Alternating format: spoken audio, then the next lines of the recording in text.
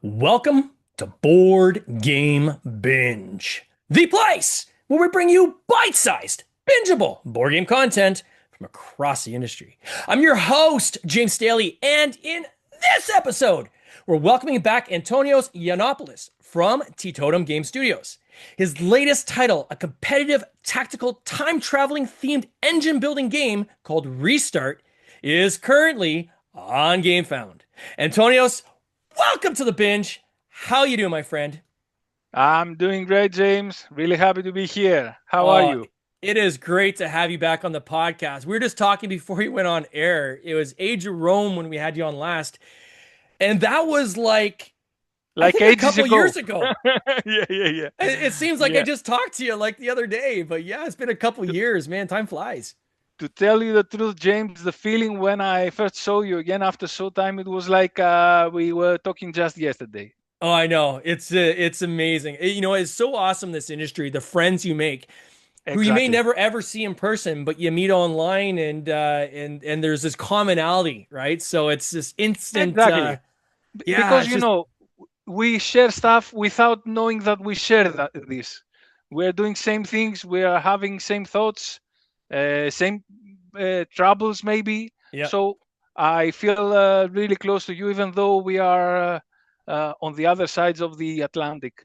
Oh, I totally agree, my friend. For those who don't know Teetotum Studios, can you give us just a quick overview of where you guys are based? Talk about your Mhm, partner mhm. in crime as well, if you don't mind, and just kind of Yeah. how this all came about.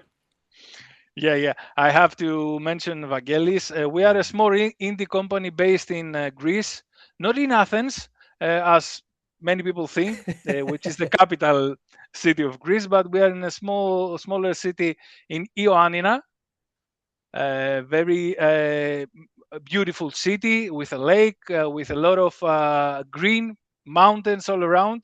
So a lot of nature to have ideas to go and share our thoughts and like doing our meditation stuff Yeah. and trying to bring fresh things on the industry and on our tables, because we are also board gamers and we love that. Yeah. So we are about we're working here about 5 years. We have now this company.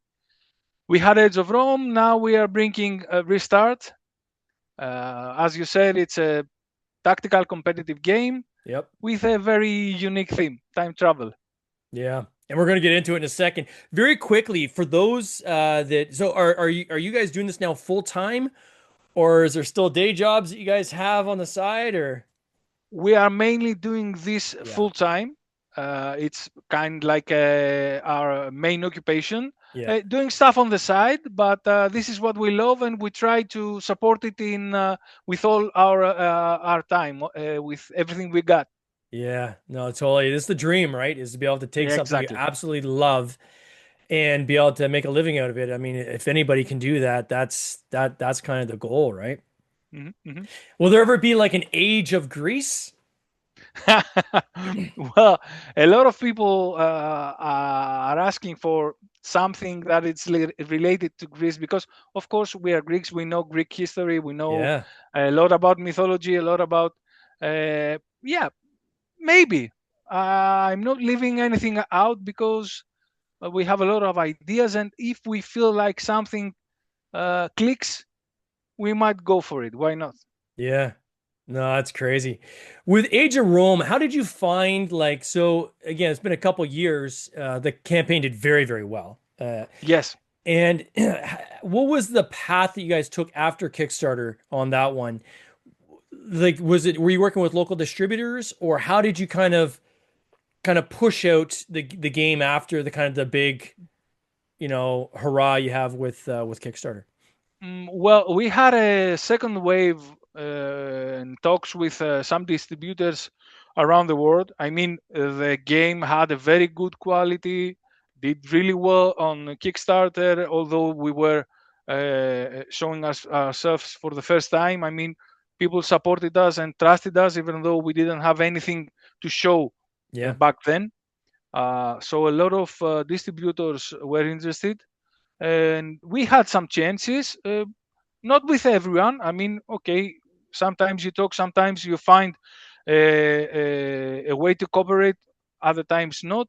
But it went a little bit further. And of course, we had a lot of translations with publishers from other countries: Hmm. Germany, China, Spain, uh, some other also. I don't quite remember now, but this was amazing because when you are doing this for the first time, you don't even imagine this kind of things. And I mean, the dream got uh, bigger very quickly. Yeah. And we're really happy, really excited. Yeah, and well deserved.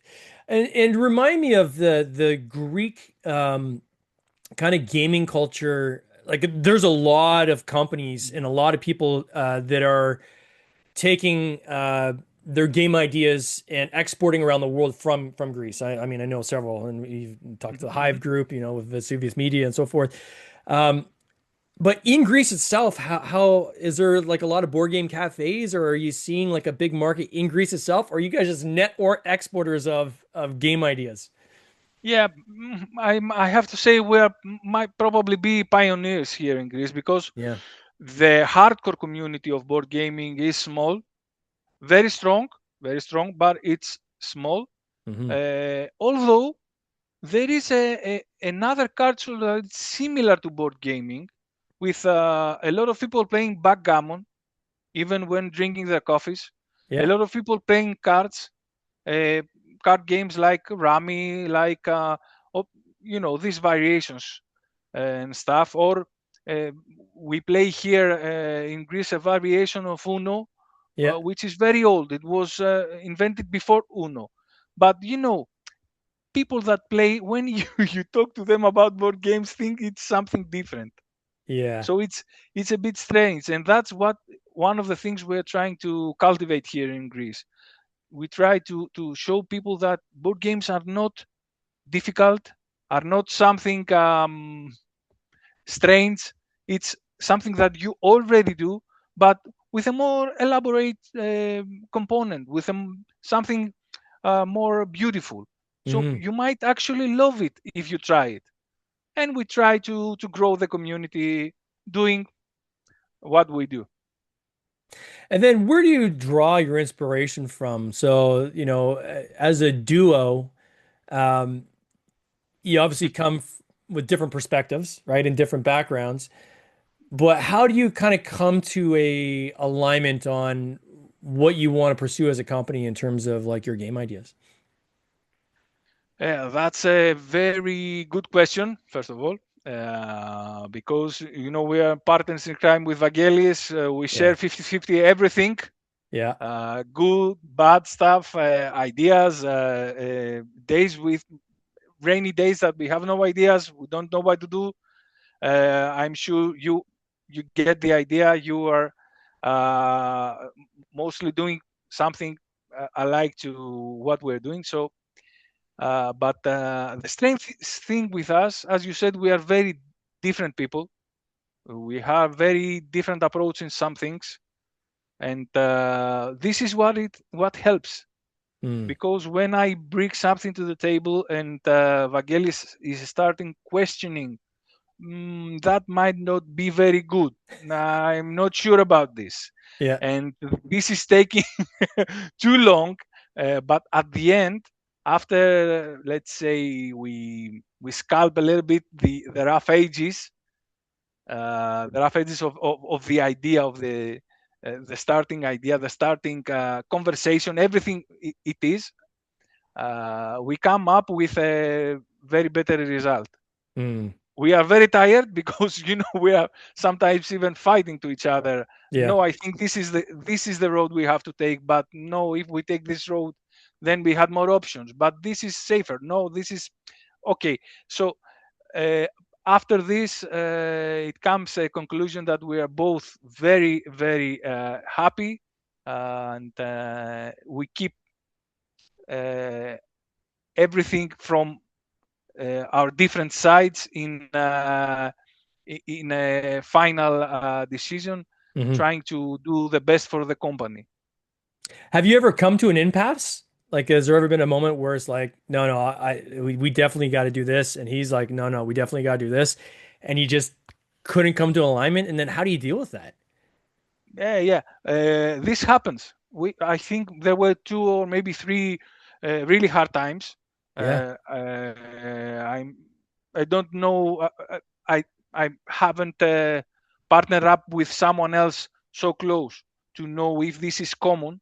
But the good thing is that with Vangelis we are friends from college. So after work we go, we grab a beer, we talk, and everything is fine.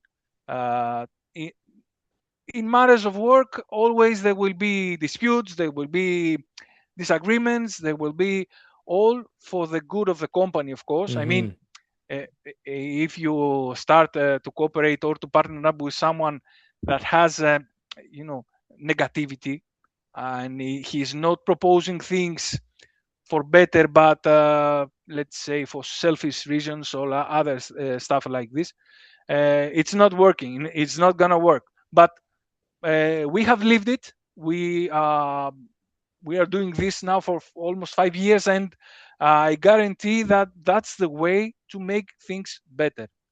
yeah, Always question, even if you. I mean, I don't know if you have someone really close to you and you feel what I'm saying, but oh yeah, when yeah, you're my safe, brother, when I yeah, feel safe, and I feel safe with Vagelis, I can question everything he says because I know that all this thing is not gonna conclude in a drama, in a fight. yeah, It is very, very productive. It's like a session of mind blowing things that after a while you will see clearer what the other person is yeah. saying. It's important, I think, to if you are going to work on this industry with partners, that you pick partners that are um, aligned with your approach, I guess. They don't necessarily have to have the same ideas or agree with everything you say, but definitely your approach. So the equivalent I would give would be my brother Adam, who's been the co-designer on most of the games that we've published. And we've had those situations where I just fundamentally disagree with what he's saying, or vice versa. He's saying to me, I don't know if this is the way to go, or I think we should go in this other direction. And there's a bit of a kind of back and forth, kind of trying to figure it out without it getting like it's never personal. Like it's never, Exactly. I'm never upset at him challenging me or vice versa. It's we're both trying to just figure this out, right? And because we're brothers and we have a respectful history, we know that everything's gonna be okay because again, it's in service of trying to just get the best thing out there. And there's tons of times that I can list off where he's like, I think we should go in this other direction, and he's right. Yeah, Like he's yeah, he's right. We should do that. I didn't even think of of that. Thank course. you. Right? So that's cool that you guys have been able to have that kind of a relationship. Mhm, Now mhm. with Restart, where did that idea come from? Where did the seed for the idea for Restart, this time traveling game, come from? I believe it started a little bit after we started the production of Age of Rome, Okay. and because we are very passionate with time travel, with sci-fi movies, all of the physics behind this, uh, we had a talk and we said that maybe we can try to do it. It's it's difficult, I have to say, because a lot of things seem hard to understand, a lot of things, and there's a trap. Okay, you will make a game, but will people understand some things? Will this be fun? Will this be playable, or Yeah. would it be like science laboratory? I don't know. So we took this decision because we loved it, and we thought that when you do something with a lot of love, Yeah. you will finally come up with a great outcome. Was there any And pop culture or any movies or anything like that that got you kind of thinking about time travel at all? Or yeah, yeah, yeah. We are both fans of same kind of movies. For example, this very classical one, 12 Monkeys, Yes. uh, which is probably one of the best parts Bruce Willis had, and also Brad Pitt. He was starting there, and all these things that happen that they kind of make you question reality, Yeah. question what is time, and all these totally relative things that happen, and we wanted to give a feeling in the game, trying to implement this by a smooth mechanic, not Hmm. to make people wonder or trouble their minds, but to give them a feeling how, for example, when you are doing, when you're affecting something through, through the butterfly effect, something else also might be affected, or how when you change things and you create different patterns of events, different chain of events, you can change something in the future for better or Mm. worse. And step by step ideas we are talking, we were thinking, we reading some stuff, for example, some principles from Nietzsche, from Einstein, of course, theory of relativity, not in depth. uh, I don't want to uh, to play some kind of theoretic physics. I Yeah. just have basic knowledge of physics, but I mean, you can find it everywhere right now. If you Yeah. just search Google, you can see that some things are not that hard, and you can understand at least the surface of it. And this is what we do. We took some of the basic elements of time travel, Hmm. some theories, some things that people stated just in theory, because of course I don't know anyone, any time traveler. I don't know about you, James. Do you know any time traveler? Did it happen to you to meet anyone? But yeah, anyways, so and we try to implement it in the game. It's one of those things that is, and I was saying this just before we went on air, that the concept of a time travel game is very difficult, right? When you're trying to think about it, because you want the players to have the feeling Hmm. that they're actually traveling through time and cause and effect in some of these things that you're talking about without it getting weighed down and being too sciency, as you're saying. Exactly. But Hmm. at the same time, having the play experience kind of emulate time travel. I've been Hmm. thinking about time travel games for 30 years. And yeah, like it was one of the first things I ever thought of when I was thinking about game Hmm. design and trying to get my head around like how do you create something that gives this kind of feeling? I mean, we have time splicers, which I think in a quick kind of card type format does a good job of emulating that. And that one came together fairly quickly for us once it finally clicked.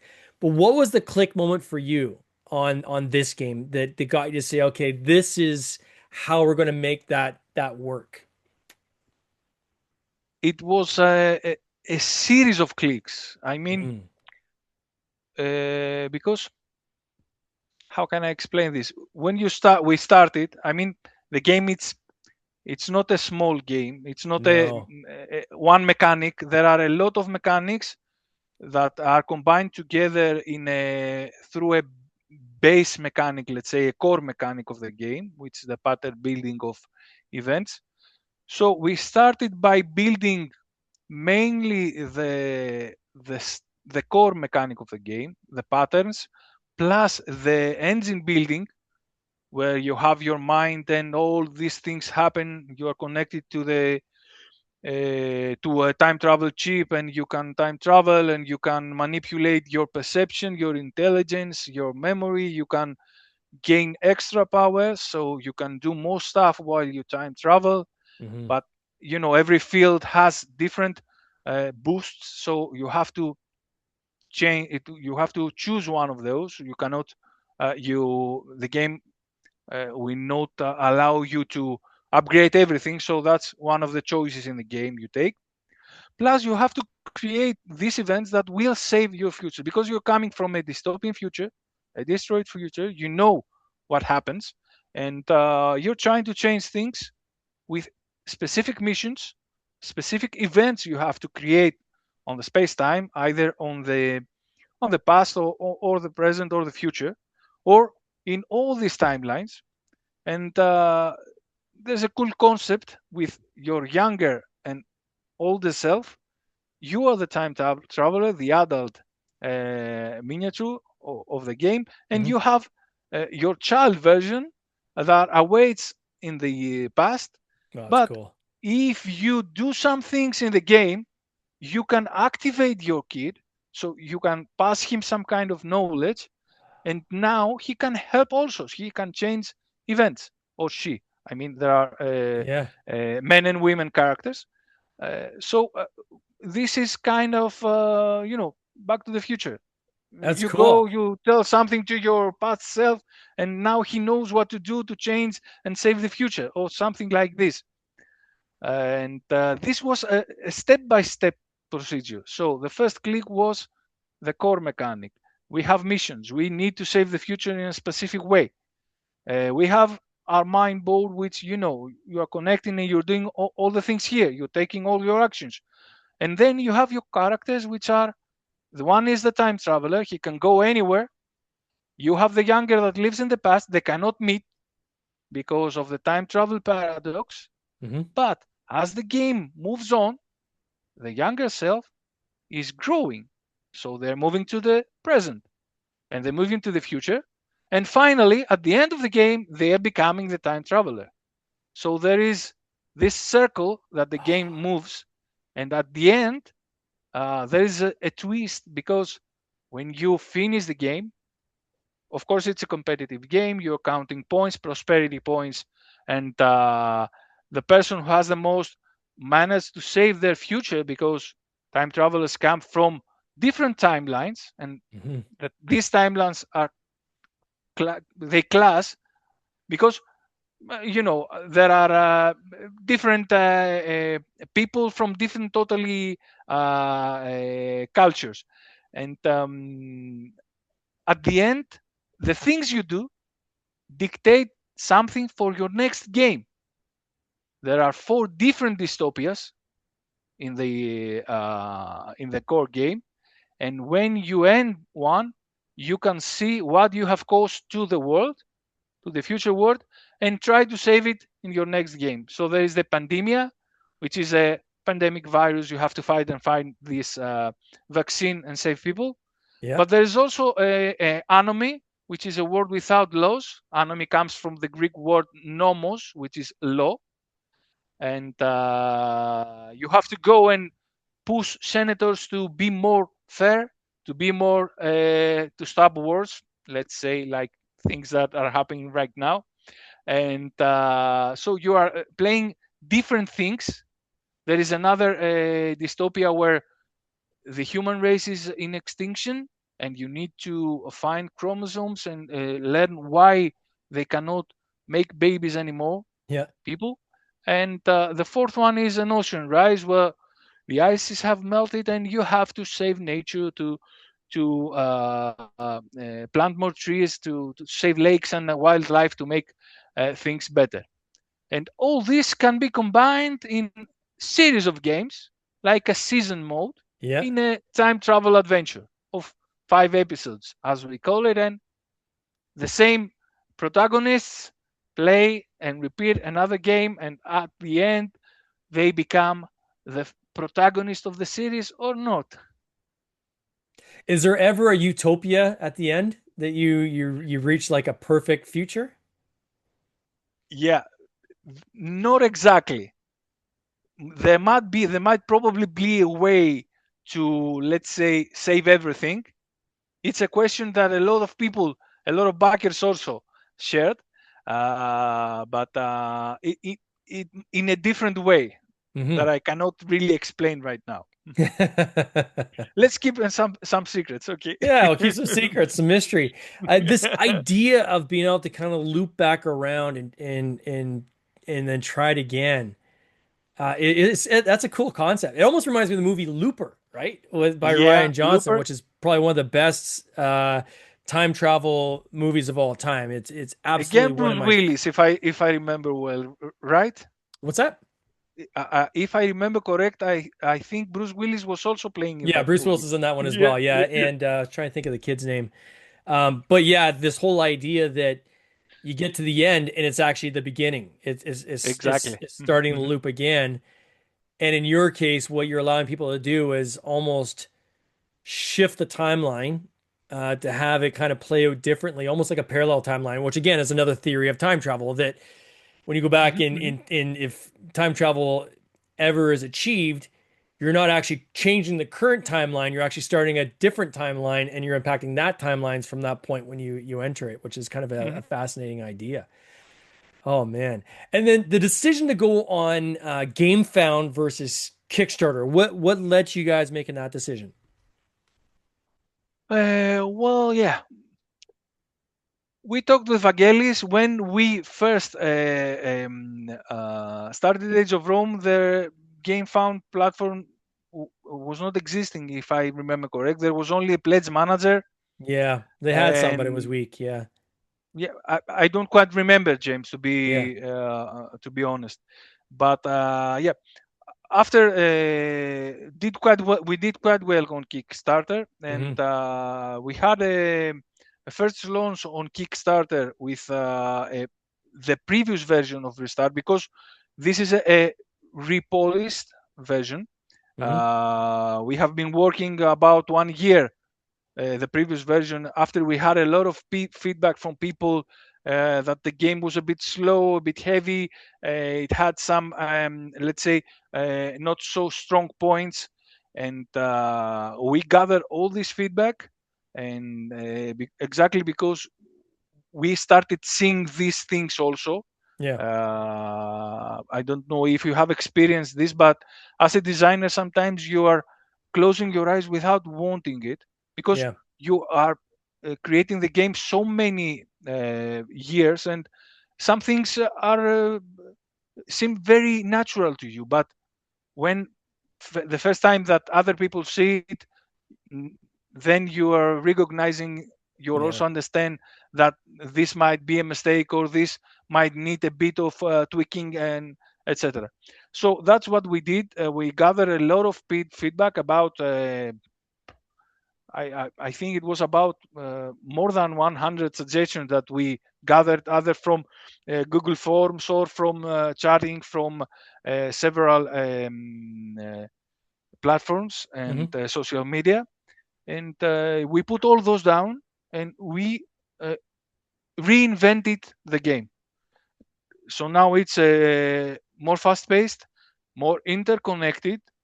All actions work together smoothly, balanced. It has some. We reduced a bit the luck factor and other small details. I don't want to say a lot of things. If the people that hear us want to know more, there is a dedicated update on this. Hmm. And after this, we decided to go to GameFound instead of Kickstarter, because we saw that it was a more dedicated platform to board games. Hmm. Had some tools more, let's say, specific for board games, and we thought, why not? Let's try it. And maybe we can offer a comparison at the end, so we can help others in the industry with yes or no's, do on don't, on both platforms. It Yeah, might I'm be still interesting. We'll divided. see. Like, and we were just saying before we went on air, you have to try different things, right? And like, so I've got a game coming up on BackerKit's platform next week, actually, Hmm. and Hmm. you have to try the different Wish you the platforms. best, by the way. Oh, thank you so much. I appreciate it. Pocketopia, if people want to check it out. But you do have to try these different things, right? And it's through trial and error that you then learn kind of what works best for your brand. Because quite frankly, if I look at GameFound versus Kickstarter, it's kind of like a depends, right? So lighter games seem to do better on like gateway type games seem to do better on Kickstarter, Hmm. games that have a little more kind of weight to them with miniatures and things like that, like you have here, seem to do better on GameFound, right? So I think it's kind of the markets that either platform has kind of created and are Hmm. servicing Hmm. that kind of dictates whether you should go on one or the other. And I would encourage people to do the research, right? So if you're going to launch a game, find other games that are kind of like yours in terms of weight and thematics and so forth, and look at the different platforms and kind of see how well it's done on the different platforms and find what's the best solution for you. Certainly, GameFound's got a very dedicated user base, and a lot of the publishers I've talked to that have migrated over to GameFound are Hmm. very pleased with kind of that repetition of that same audience coming back and back again to their brand. So, and certainly, it goes without saying. I mean, you guys are funding quite well on this. You're still like I think 2 weeks out. You're at 66,000 euros, Hmm. which Hmm. is quite high. And I think that's a testament to what you guys have created here because the game looks super cool. I mean, it just looks really cool, and the way you've explained kind of this looping mechanic is it feels kind of fresh, right? And it feels kind of almost like legacy game mode kind of a bit, right? So, I It's a think game system. We yeah, use the word. I don't know if it's quite correct, but we couldn't find something else to describe it because I mean it's like a game system. It's like a game machine where you are trying every session a different dystopia, a different yeah, scenario. I Let's love say it. something like this. So Yeah, if you want to roll dice, you can use the pandemia. If you want to collect sets to play a more kind of a collection cards and drafting and this, you can try extinction. And all this, by the way, there are a lot of playthroughs also in a dedicated update in our campaign that people can check out because whatever I say, it's not the same. You can yeah, see how the game flows and plays. I yeah, think it's the best. A lot of options there, a lot of replayability, but also uh, uh, something fresh, as you say. We like to challenge ourselves, yeah, to push it over. Sometimes even trying, things that might have, seem a bit strange, but uh, I'm sure that a lot of people will love this mechanic because sitting to the table and playing something new without learning new rules. I mean, this is, I think it's pretty unique. yeah. Yeah, I love seeing innovation in this industry because for sure someone will see this, and then the next generations of games, someone's going to take this concept and they're going to Yeah, build yeah. into and recombine it with other things and use again. So I think where we can do this kind of iterative innovation is definitely cool to see in the industry. What's next for you guys? So after this is done, I mean, clearly you guys are on a path now of putting together some pretty cool games. Have you guys started planning out the next one? Is that already in the works, or what's coming next? We have a few talks now. To tell you the truth, we have also some other plans. We're doing some other stuff here in Greece. We are creating some unique treasure hunts here in some villages. Oh, No, that's cool. not board game things, but stuffs that are similar, like riddles and stuff. Yeah, Think of it like an outdoors. Uh, how we say that? When you go in a place and you're trying to solve like riddles escape rooms, in kind of an like that. escape Yeah, room, exactly, yeah, but it is outdoors, out in the nature, in villages here in the mountains yeah, in Ioanna. And but of course we have one or two ideas that we are now, after the campaigns, we will after the campaign of Restart, we'll talk with Vangelis about them, and hopefully uh, maybe we can make them true. yeah. I'm sure we will, though, because we're putting a lot of effort and work and a lot of love. Oh, So you can see a lot of love in these games for sure. For those who want to check this out, I will put a link in the show notes. There's still 12 days left. I encourage people to check out the page see the system, check it out. It's awesome. I mean, that's the only way to describe it. And I think it's definitely worth a look. It's available on GameFound. Antonios, I want to wish you all the best, my friend, on this campaign. I can't wait to see how it ends. James, thank you very much. I'm really happy I meet you. The positive energy always makes me really happy. And although it's already night here in Greece, I have that kind of energy flowing now after our talk that I wanted to rush out and do a lot of things. So thank you for this. No Thank worries, you, my my friend. friend. You take care. Cheers. Bye bye. This has been an episode of the Board Game Binge podcast, hosted by James Staley, produced by James Staley and Mike Bruner, with original music by Nick Smith. If you would like to watch these interviews live, simply subscribe to our YouTube channel, Board Game Binge, and you'll get access to live interviews, giveaways, and interesting board game content from across the industry. I can't wait for you to join us. See you next time.